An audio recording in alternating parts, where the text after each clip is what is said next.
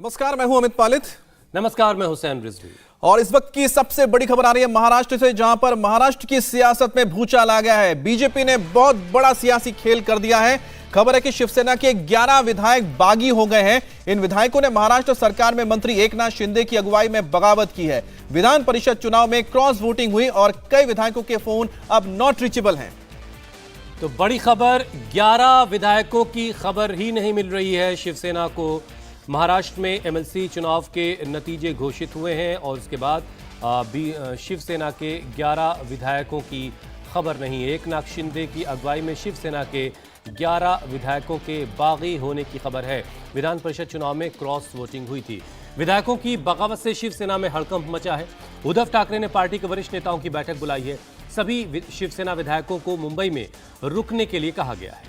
और आज उद्धव ठाकरे विधायकों को संबोधित करने वाले शिवसेना सांसदों को भी मुंबई बुलाया गया है।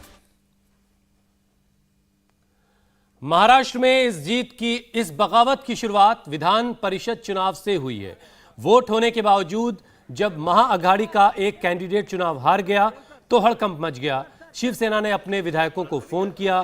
खुलासा यह हुआ कि कुछ विधायकों के फोन नॉट रीचेबल हैं और कुछ ने अपना फोन बंद कर रखा है। अब क्रॉस वोटिंग का फायदा बीजेपी को मिला है और उसका उम्मीदवार जीत गया है। तो कुल मिलाकर 10 सीटों के लिए जो चुनाव हुआ उसमें बीजेपी के पांचों उम्मीदवार जीत गए, जबकि एनसीपी के 2, शिवसेना के 2 और कांग्रेस के खाते में 1 वोट गया है, 1 एमएलसी सीट गया, जबकि उसके बाद 6 आने चाहिए थे। अब महाराष्ट्र में बगावत पर एक और बड़ी खबर आ रही है। शिवसेना के बागी विधायक सूरत पहुंच गए हैं और एकनाथ शिंदे की अगुवाई में सभी सूरत पहुंचे हैं। 11 शिवसेना विधायकों के सूरत में होने की खबर है। ये वो विधायक हैं जिन पर क्रॉस वोटिंग का शक है। इन्होंने क्रॉस वोट किया है और उसके बाद से इन सबके फोन स्विच ऑफ हैं या तो नॉट रीचेबल है और अब इनके सूरत में होने की खबर मिल रही है। और महाराष्ट्र से इस वक्त की सबसे बड़ी खबर यही है कि शिवसेना के विधायकों में फूट के बाद अब एनसीपी भी टेंशन में आ गई है। एनसीपी प्रमुख शरद पवार ने दिल्ली में एक इमरजेंसी मीटिंग बुलाई है। शरद पवार के घर पर पार्टी के सीनियर नेताओं को बुलाया गया है। सबको जल्द से जल्द बैठक में पहुंचने के लिए कहा गया है। प्रफुल्ल पटेल और अजित पवार समेत सभी बड़े नेता दिल्ली आ रहे हैं। अजित पवार सहित तमाम बड़े नेता दिल्ली पहुंच रहे हैं क्योंकि महाराष्ट्र अघाड़ी सरकार के लिए बड़ा झटका है। क्योंकि जब एमएलसी चुनाव में बीजेपी के 5 उम्मीदवार जीत गए, क्रॉस वोटिंग की बात सामने, अब यह है कि 11 इंक्लूडिंग एक मंत्री महाराष्ट्र सरकार के बताए जा रहे हैं कि संपर्क में नहीं है उद्धव के। शिवसेना और एनसीपी इमरजेंसी बैठक कर रही है, लेकिन बीजेपी जश्न मना रही है। बीजेपी आज 11 बजे विधान परिषद चुनाव में जीत का जश्न मनाएगी। मुंबई के बीजेपी दफ्तर में यह जीत का जश्न मनाया जाएगा।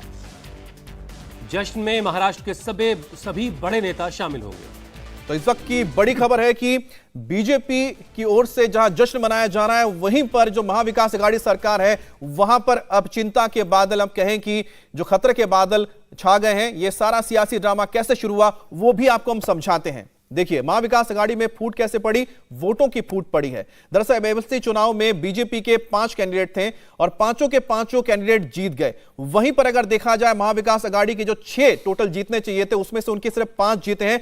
तो क्रॉस वोटिंग हुई है और क्रॉस वोटिंग को लेकर ही ये बातें सामने आई। कांग्रेस के पास प्रथम वरीयता के 44 वोट थे लेकिन मिले सिर्फ 41। शिवसेना के पास प्रथम वरीयता के 55 वोट थे लेकिन मिले सिर्फ 53। कुल 11 उम्मीदवार मैदान में थे। इनमें से 5 उम्मीदवार बीजेपी के और 6 महाविकास अघाड़ी गठबंधन के थे।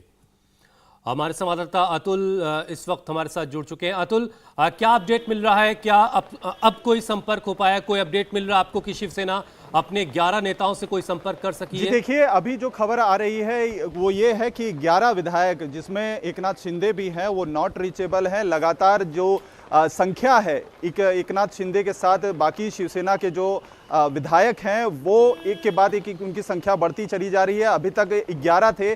खबर ये भी आ रही है कि ये संख्या बढ़कर 15 से ऊपर जा रही है और कुछ निर्दलीय विधायक, वो विधायक या छोटे दल के वो विधायक जिन्होंने महाविकास अघाड़ी को समर्थन दिया था, कल शिवसेना के लिए जब महाविकास अघाड़ी के लिए वोटिंग हो रही थी विधान परिषद की, तो उस समय एमवीए को उन्होंने वोट दिया था, वो भी करीबन 4 से 5 ऐसे विधायक हैं निर्दलीय जो अभी नॉट रीचेबल हैं। आशंका जताई जा रही है कि वो भी एकनाथ शिंदे के संपर्क में हैं और वो गुजरात पहुंचने वाले हैं। तो 2 बजे जो बताया जा रहा है कि एकनाथ शिंदे वहां के गुजरात के जो होटल है जहां पर वो इस समय ठहरे हुए हैं, वो जब प्रेस कॉन्फ्रेंस करेंगे तब स्थिति पूरी तरीके से क्लियर होगी। लेकिन आपको मैं बता दूं कि ये पूरी जो कहानी है वो लंबे समय से, काफी दिनों से, जब से ये सरकार महाविकास आघाड़ी की बनी हुई है तभी से एकनाथ शिंदे वो नाराज थे। चाहे वो उद्धव ठाकरे हों, चाहे आदित्य ठाकरे हों, उनसे नाराजगी समय समय पर अपना वो रोष प्रकट करते रहे हैं। लेकिन कल जब विधान परिषद के चुनाव हो रहे थे, वोटिंग पड़ रही थी, हमारी जब उनसे बात हुई, उनसे सवाल किया गया जीत को लेकर, तो उन्होंने खुलकर भी कुछ उस समय नहीं कहा था।